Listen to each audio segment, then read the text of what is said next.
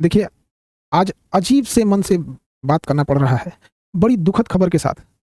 अचानक से सब चीज़ चल रहा था, कहीं कुछ-कुछ लोगों से कॉल आने लगा कि सर आप न्यूज़ देखिए या फिर ऐसे-ऐसे घटना हुई है कि रोशन सर के भाई की नेपाल में संदिग्ध स्थिति में डेथ हो गई। तो हमें कुछ देर के लिए विश्वास ही नहीं हुआ। हमको लगा कि ऐसे बोल रहा है सब। आजकल फेक न्यूज़ वगैरह के चक्कर में हमको लगता है ऐसा, तो हम डाँटे भी, तुम लोग को ये सब नहीं समझ में आता है, कुछ से कुछ बोलते रहता है।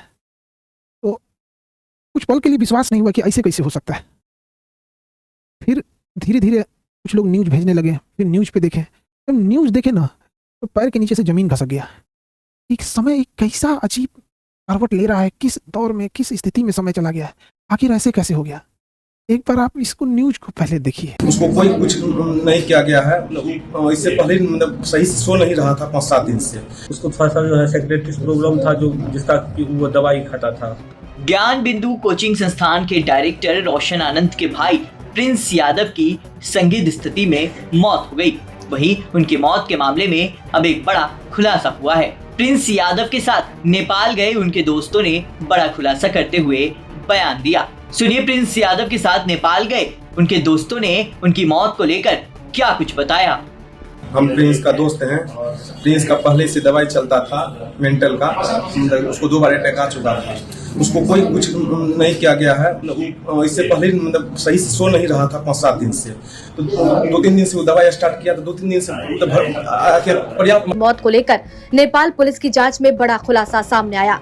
शुरुआती जांच में ये बात सामने आई कि प्रिंस यादव मिर्गी की दवा का सेवन करते थे और उनके कमरे से ऐसी दवाएं भी बरामद हुई। नेपाल पुलिस के अनुसार प्रिंस यादव अपने कुछ दोस्तों के साथ विराट नगर के एक होटल में ठहरे हुए थे। पूछताछ में उनके दोस्तों ने बताया कि प्रिंस कई दिनों से ठीक से सो नहीं रहे थे और उन्हें लगातार नींद नहीं आने की समस्या थी। बताया जा रहा है कि दवा शुरू करने के बाद ही उन्हें नींद आने लगी थी। जांच के दौरान पुलिस को प्रिंस यादव के कमरे से एपिलेप्सी की दवा मिली है। पुलिस अब ये पता लगाने की कोशिश कर रही है कि वो किस बीमारी का इलाज करा रहे थे और दवा का सेवन डॉक्टर की सलाह पर कर रहे थे या नहीं। पुलिस इस पहलू को भी खंगाल रही है कि दवा, नींद की कमी और शराब के सेवन का उनके स्वास्थ्य पर क्या असर पड़ा। होटल में मौजूद दोस्तों के मुताबिक शनिवार रात प्रिंस यादव की तबीयत अचानक बिगड़ गई। इसके बाद उन्हें तत्काल अस्पताल ले जाया गया, जहां इलाज के दौरान डॉक्टरों ने उन्हें मृत घोषित कर दिया। शुरुआती तौर पर अत्यधिक शराब सेवन की बात सामने आई थी। नेपाल पुलिस ने साफ किया है कि मौत की असली वजह का पता पोस्टमार्टम रिपोर्ट आने के बाद ही चलेगा। फिलहाल पुलिस होटल की सीसीटीवी फुटेज, होटल रजिस्टर और साथ मौजूद लोगों के बयान के आधार पर जांच आगे बढ़ा रही है। भगवान इस कठिन दौर से निकलने के लिए उनको सहन शक्ति दे। इतनी भयानक स्थिति और इतनी कठोर स्थिति में वो कैसे निकल पाएंगे लोग।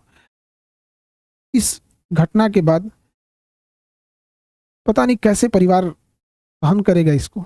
इस कठिन दौर में हमारी संवेदना परिवार के साथ है। जब कभी आदमी ऐसी खबर सुनता है तो दिल बैठ जाता है। किसी के परिवार के साथ ऐसा ना हो, दुश्मन के परिवार के साथ भी ऐसा ना हो।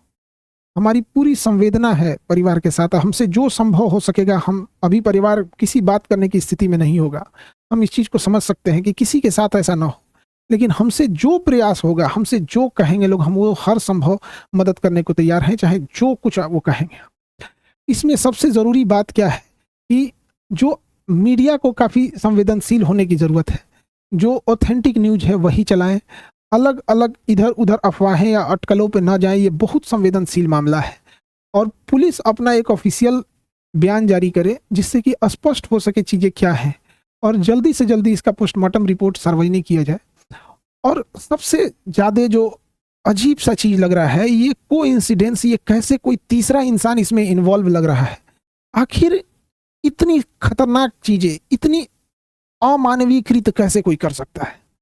तो इसमें कोई ना कोई तीसरा साजिश जरूर कर रहा है। इसके लिए एक उच्च स्तरीय जांच होनी चाहिए और उच्च स्तरीय जांच की रिपोर्ट को लाया जाए और जो दोषी पाए जाएंगे उनमें एक को भी न छोड़ी जाए। फांसी से नीचे इनकी कोई सजा नहीं होनी चाहिए। आखिर ऐसा किसने, अगर किसी ने इसमें इन्वॉल्व है तो।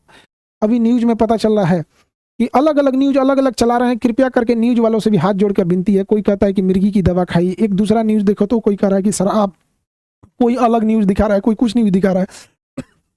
तो कृपया न्यूज़ वाले ऑथेंटिक चीज़ों को दर्शाओ। किसी की जान गई है, क्या मिर्गी की दवा कहाँ से थी, कहाँ से लाया गया, इसकी जांच पुलिस सार्वजनिक करे इस मामले को। और जो न्यूज में चल रहा है कि 5 लोगों को हिरासत में लिया गया है, सबसे जरूरी चीज है कि उन 5 लोग कौन कौन से थे, वो उनको नाम सार्वजनिक किया जाए, उनकी भी जांच होनी चाहिए कि वो आखिर कौन थे, दोस्त के रूप में कोई और तो नहीं था। ये तीसरा एंगल कोई हो भी सकता है, इसमें इस चीज को नकारा नहीं जा सकता है कि जिस तरह से इस मामले को तूल पकड़ाया गया, एक गार्ड का मैटर था, अपना सॉल्व हो जाता इसको, लेकिन इसको इस तरह से तूल पकड़ाया गया इतना बड़े लेवल पे।